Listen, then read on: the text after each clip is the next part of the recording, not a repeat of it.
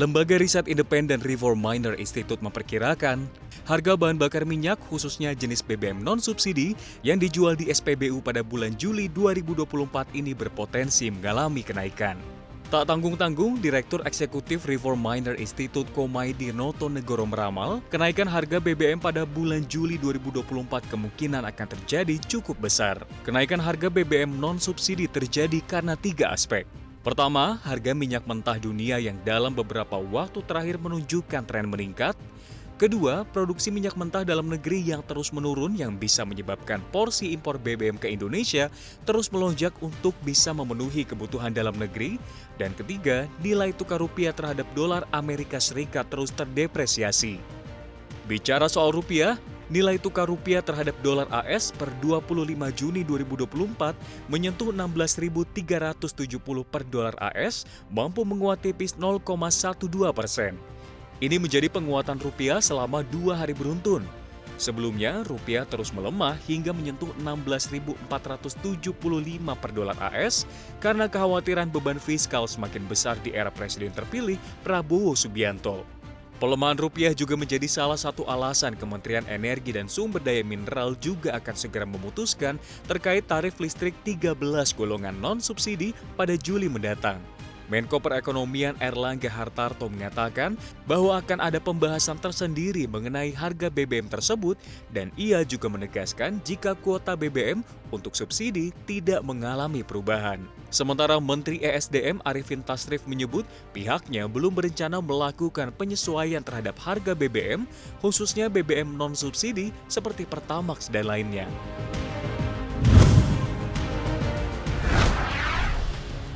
Kementerian Keuangan memaparkan arah kebijakan belanja dalam rancangan anggaran pendapatan dan belanja negara tahun 2025. Kemenkyu menyebut program subsidi akan tetap berlanjut pada 2025 era Presiden terpilih Prabowo Subianto. Dirjen Anggaran Kemenkyu Isa Rahmatawarta mengatakan belanja subsidi akan diarahkan untuk subsidi energi dan non-energi. Dia mengatakan kebijakan subsidi A untuk menjaga stabilitas harga dan menjaga daya beli masyarakat serta mendorong UMKM dan petani.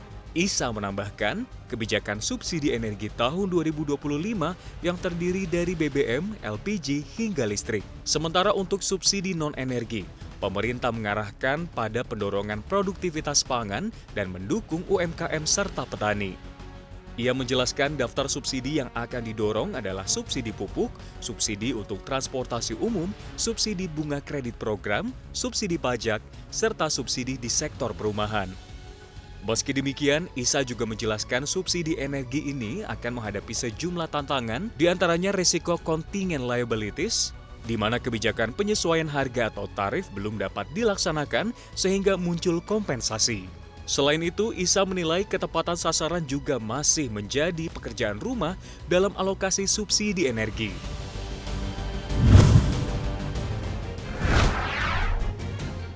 Kabar tidak sedap datang dari sektor pertanian. Menteri Pertanian Amran Sulaiman mengatakan Indonesia berpotensi diterjang krisis kelaparan jika pemerintah tidak bisa menggenjot produk pangan, khususnya beras, selama 3 bulan ke depan hingga September 2024. Menurutnya, krisis kelaparan ini bisa memengaruhi 7 hingga 16% penduduk.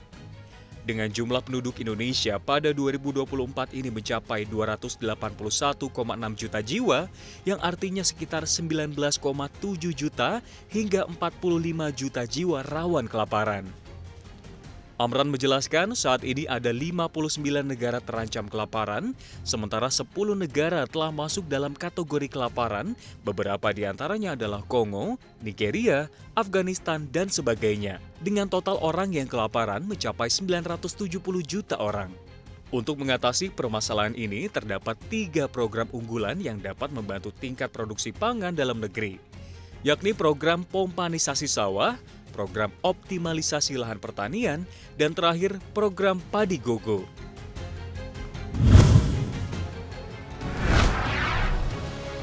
Uni Eropa kembali memukul genderang perang ke China. Usai menaikkan tarif impor mobil listrik China 17 hingga 38%, benua biru kini menjatuhkan sanksi ke 19 perusahaan China. Hal ini dilakukan sebagai bentuk hukuman karena Beijing memberikan dukungan ke Rusia di tengah perang dengan Ukraina. Sanksi diberikan mencakup ke beberapa perusahaan yang berlokasi di Hong Kong serta 2 raksasa satelit global. Tak hanya perusahaan China, setidaknya ada 61 perusahaan baru masuk ke dalam daftar tuduhan yang mendukung kompleks industri militer Rusia.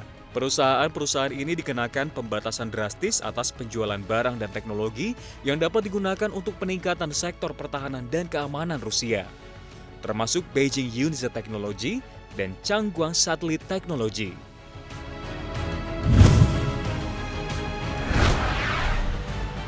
Argentina resmi terjun ke jurang resesi. Laju produk domestik bruto atau PDB negeri tenggo tersebut sudah minus 2 kuartal beruntun. Secara kuartalan, laju PDB Argentina mengalami kontraksi 2,6% pada kuartal pertama tahun 2024, menyusul penurunan 2,5% pada periode sebelumnya. Tingkat pertumbuhan PDB di Argentina rata-rata 0,48% dari tahun 1993 hingga 2024 mencapai angka tertinggi sepanjang masa 10,94% pada kuartal ketiga tahun 2020 dan rekor terendah minus 13,95% pada kuartal kedua tahun 2020. Hal ini diyakini sebagai dampak penghematan yang dilakukan pemerintah Presiden Javier Milei. Ia menghentikan semua proyek pekerjaan umum sebagai bagian dari upayanya untuk memangkas pengeluaran. Impor juga merosot 20,1%. Sektor yang tumbuh hanya ekspor 26,1%. Milei telah mendeklarasikan dirinya sebagai anarko-kapitalis saat pertama kali menjabat. Ia berjanji mengambil tindakan terhadap pengeluaran berlebihan selama beberapa dekade dan mengendalikan inflasi yang sempat mencapai 3 digit. Mei lalu, inflasi Argentina mencapai 4,2%, titik terendah dalam 2,5 tahun. Namun kemerosotan ekonomi besar-besaran terjadi.